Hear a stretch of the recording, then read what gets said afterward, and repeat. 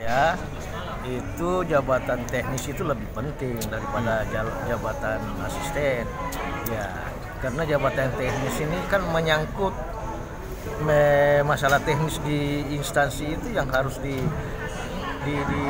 dikelola.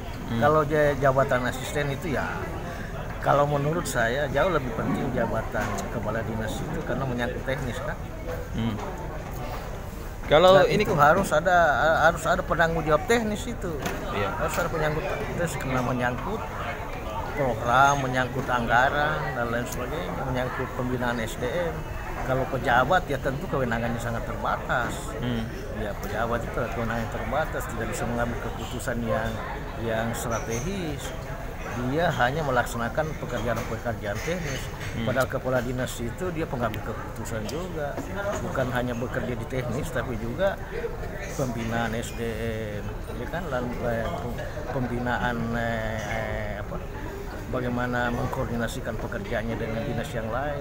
Dan itu kalau PJS itu pejabat itu tidak bisa melakukan yang seperti itu, hanya sebatas pelaksanaan teknis, itu pun terbatas, tidak semua teknis dia bisa putuskan. Nah, itu menurut saya. Jadi sarannya kira-kira Menurut saya fraksi Nasdem secepatnya Pak Gubernur harus mengisi semua dinas yang kosong agar supaya pemerintahan ini bisa berjalan baik. Ya program-program dan kegiatan bisa dilaksanakan secepatnya.